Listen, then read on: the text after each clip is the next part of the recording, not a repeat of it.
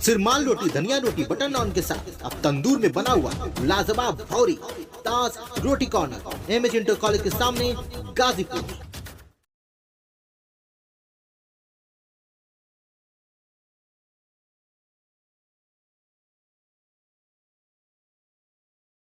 ये राजनीति है, सत्ता पाना ही इसकी नीति है। जनता से अलग होती इनकी बात है, बंद कमरे में होती मुलाकात है। एक दूसरे पर लगाते ये घात है, कोई डाल डाल है तो कोई पात पात है। ये राजनीति परिवार को तोड़ देती है और सत्ता पाने के लिए दूसरे से जोड़ देती है। राजनीति के रंग अनेक हैं, लेकिन मिशन एक है। उत्तर प्रदेश की राजनीति में भारतीय जनता पार्टी अव्वल पर है। समाजवादी पार्टी पीछा कर रही है तो कांग्रेस अपनी जमीन ढूंढ रही है। तो वहीं एक तीसरा मोर्चा खड़ा हो रहा है। वो मोर्चा है ओम प्रकाश राजभर, ओवैसी और शिवपाल का।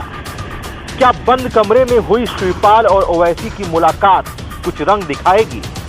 पूरी खबर आपको दिखाएंगे, लेकिन उसके पहले यदि आपने हमारे चैनल को सब्सक्राइब नहीं किया है तो सब्सक्राइब कर लें। बगल में नोटिफिकेशन बेल आइकन है, उसे दबा दें ताकि आपको ताजा तरीन खबरें लगातार मिलती रहें। पूरी खबर ब्रेक के बाद।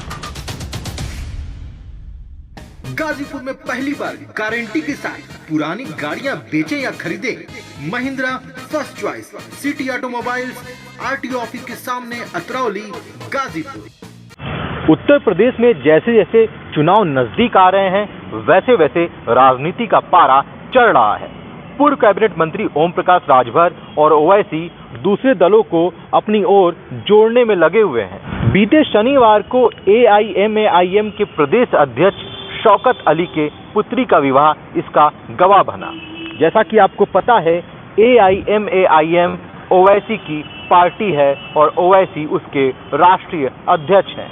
आजमगढ़ से हमारे संवाददाता शैलेंद्र शर्मा ने बताया कि उस शादी कार्यक्रम में शाम 7 बजे अचानक ओवैसी पहुंचे और 5 मिनट के अंतर पर ही शिवपाल यादव वहां पहुंच गए, जिससे सियासी पारा गर्म हो गया। कस्बे में रफी मेमोरियल स्कूल में बने बड़े टेंट में दोनों नेताओं ने शौकत की बेटी और दामाद को आशीर्वाद दिया। उसके बाद दोनों नेता एक टेंट के बने कमरे में जाकर बैठ गए और करीब आधे घंटे से ज्यादा वो वहां बैठे रहे और आपस में बातचीत में मशगूल हो गए। वहां किसी को आने जाने की इजाजत नहीं थी। हालांकि वहां क्या सियासी खिचड़ी पक रही थी, उसका कोई औपचारिक ऐलान भी नहीं हुआ। हालांकि इस मुलाकात ने सियासी पारा चढ़ा दिया है।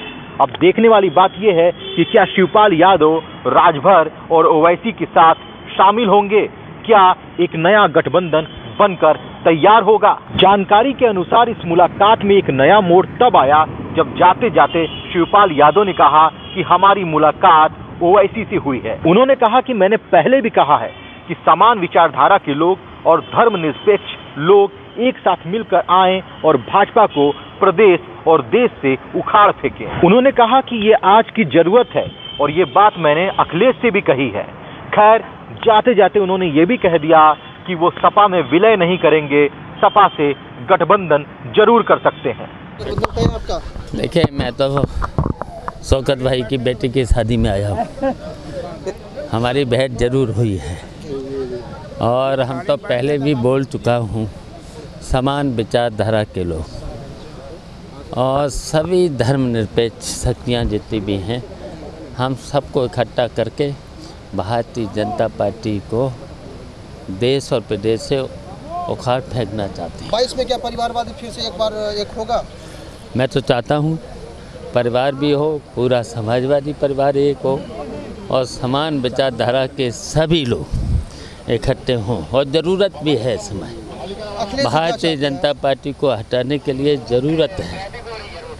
अखिलेश से क्या? अब अखिलेश, हमने अखिलेश से भी मैंने कहा सबको इकट्ठा करो, हमको भी भाई अलायंस कर लो। विलय तो नहीं करेंगे, अलायंस कर लेंगे। अपर्णा जी के चंदे को लेकर के फिर से परिवार में बहरहाल यूपी में नया गठबंधन देखने को मिलेगा या कुछ नया समीकरण सामने आएगा, ये तो वक्त बताएगा। तब तक आप देखते रहिए ABT news. Cameraman Saud Ansari के साथ मैं हूं अभिनेंद्र।